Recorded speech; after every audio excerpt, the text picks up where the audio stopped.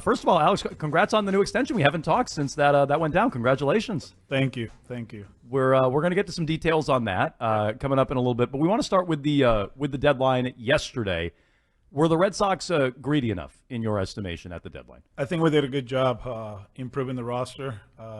Jansen, Paxton, and the two relievers, especially the relievers, where we at right now. Just bad timing, injury-wise, losing Slayton and Marty. As you can see, since LA, a combination of a lot of things. We're not pitching good enough. The starters are not going deep enough. A lot of close games because the offense is locked in right now.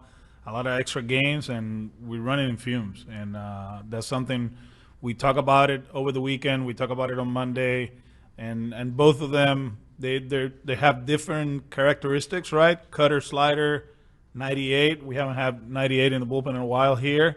So I do believe they're going to help us, especially in the upcoming weeks.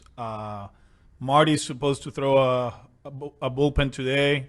He's throwing another bullpen over the weekend. Rehab assignment probably August 7th.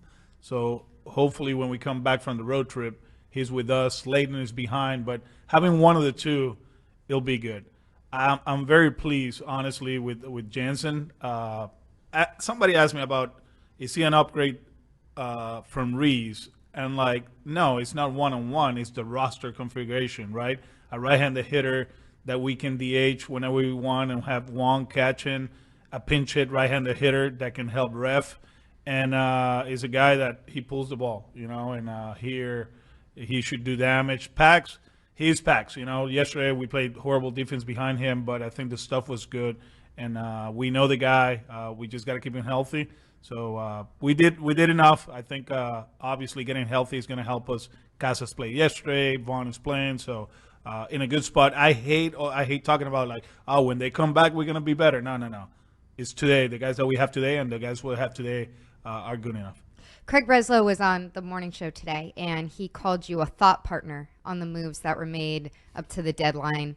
Do you feel like your fingerprints are on some of the strategy or execution of these trades? No, we talk about the relievers, and that was something I was very honest, very open about it because of what I seen. The usage is going up. Zach Kelly, 2 innings in Colorado, Winkowski. We've been playing with him with the 3 innings, 1 inning, and that's not good. And we have to make sure these guys are healthy and. They're not going to be fresh, of course, but healthy August and September. Usage is going to go up. That's very important. And I really believe that not adding relievers to the equation, especially for this 2 weeks, it was going to be tough for us. How was this deadline experience with your thought partner there, Craig Breslow, compared to the last few years with Chaim Bloom? It was good. I think the market was out of control, honestly, as far as the asking price.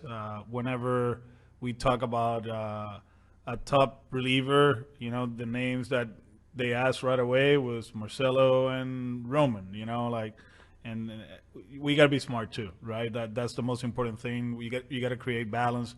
Obviously, like I've been saying all along, we're not the best team in the big leagues, but we're good enough to win the World Series, and that's very important. Something he mentioned in a meeting we had in the offseason, the organization, player development is important, but the most important team in the organization is the Boston Red Sox. And I think the people around here, they deserve a winner, right? And I think we did everything possible to be in the hunt. And, he did what he said the last few weeks. He was going to improve the team, and he did. There was all the speculation about who's he going to pick a lane, which lane is he picking, and he made that pretty public, Craig Breslow did, last week talking to Alex Spear about, hey, this is what we're doing. Do you feel like with the market getting such a crazy pace that it did, especially with pitching in the last couple of days, that picking that lane at any certain time affected what the return was able to be? No, I think the playoff hunt right now affected everything, right? This third wild card puts everybody in a tough spot. What are you going to do? I think obviously the rules are the rules, determined is determined. But 2 years ago, I bet a lot of teams will have sell, right? But you look at the West, and you have these guys were 10 games ahead of Houston. Houston played well. and Houston is like 3 games over 500, and they're like right there in the hunt. Texas is under 500, and they're 2 games back or 3 games back. So I think that affected the whole thing. Everybody feels like there's a shot. Texas and Arizona last year gives everybody hope, right? Like if you get into the dance, you might make it to the World Series. But I think overall we did a really good job, especially using those prospects that probably we're they're not going to be part of this, like Matthew Lugo last year, he had a bad season. This year he's having a great season. We were able to put in a trade and get Garcia, right? Nicky York, last year everybody was talking about him, how he struggled, blah, blah, blah. Well, we got a pitcher from Pittsburgh that has a lot of upside. So I think the organization did what they really wanted to do, take care of our kids, like they're not going unless it's something, like way up there. And they improved the big league club, and now it's up to us now. We got to play better baseball. We've been struggling since the All-Star break. That's real. And we still got 2 months to play good baseball and make it to October. We're talking to Red Sox manager Alex Cora here on Jones and Mego with Arkin on WEEI. You told us a few weeks ago you would not negotiate in season on a contract extension, even if they approach you with a number that was appropriate for you, a number you wanted. What changed? We had an idea what we wanted to do as a family. Obviously, the organization approached me. We talked a little bit right before that interview, and then after that, I think everything started going. It gained momentum in the All-Star break. I think those 3 days, 4 days without the Red Sox and just the family, and talking to Craig and what the project is and what the future is and the present too, which is very important. But at the end of the day, man, like it was really a family decision. I think financially, we are okay. It was a good deal. And then obviously, this city for us is convenient, man. Like it's something that like this week it was crazy. We had my sisters and everybody. We ran the run to home base, and we had a lot of people here. And it's a 4-hour flight to San Juan. For Angelica and the boys, they feel very comfortable here. I'm not saying we're going to be here in the off season because of the 85-degree weather in Puerto Rico, but it's home for us. The other part of it, and this is something that people forget, and I've been very honest about it. Like when I was down on the ground on my knees in 2020, when I was suspended because of the mistake we made in 2017. These people gave me a second chance, and you have to be grateful. You have to, understand that they're very special, and they gave me a chance at 17. They gave me a second chance in 21, and the business side is business side, but there's another part of it that made this deal possible, and I'm very glad that I'm here. That chatterbox Rob Bradford. He was with us yesterday, and Yeah. he was talking about some of the potential deals that Red Sox might have brought to you, 2 years, 5 years. Was there something about a 5-year commitment that was maybe less attractive than the deal that you ended up signing? The boys are 7. They just turned 7. In 3 years, they're going to be 10. We don't know where we're going to be.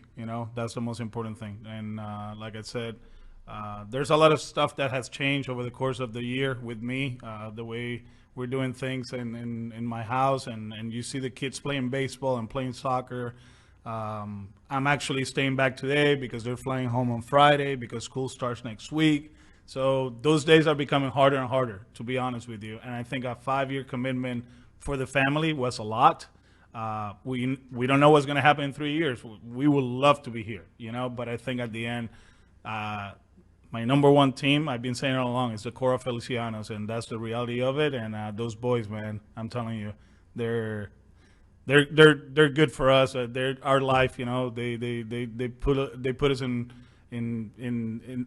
Well, I get emotional talking about that, but they're our life, and without them, I don't know. In 3 years or 10, we'll see what happens. So you did turn down a 5th year. No, we talk about it. We talk about different options, whatever, and Craig understands that the family part of it was very important for us, and where we at right now as a family, 3 years makes a lot of sense. Without getting into too much detail, when you talked about longer term than 3 years, Was it at a similar AAV? Would you have had to make sacrifices if you were going to stay for a fourth or a fifth year, or was it going to be for the same sort of ballpark financially? Without getting into details, it was very similar. Okay. Yeah. And just one more, because it is a little bit confusing, because you say you are happy here, but there is a shelf life and you don't know where you're going to be in 3 years.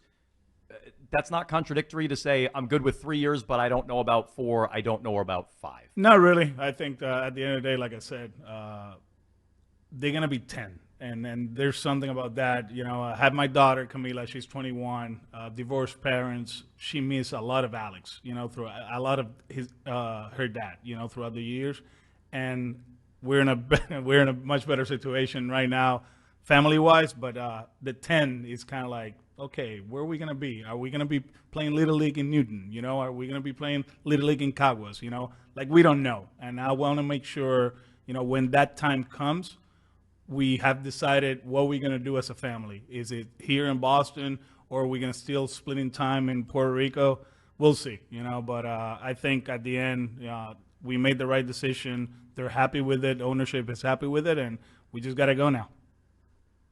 Our time now for our question of the week. It is brought to you by Sherwin-Williams. You can ask Sherwin-Williams how to bring color to your life. Our Sherwin-Williams question of the week is from Brendan at BMC Painting. And this is a good one. Do you think Tanner Houck is the best pitching prospect to come through the farm system since John Lester? I think he's performing that way. I remember watching him pitch in 2020, and I was like, he looks the part, right? Looks the part of an ace, a first-round pick, tall, lanky, strong kid. He made some strides over the course of the years. The other two are really good too, Cutter and Bello. Out of the three, the one that probably still has more room to improve is Bello. You know, he's still a work in progress.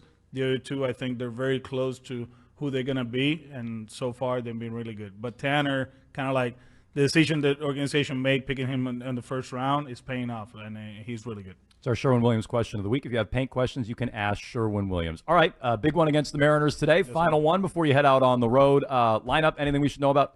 No, we got Jensen's catching today. Ref is playing left field. Okay. Alex, Cora, thanks so much. Thank you.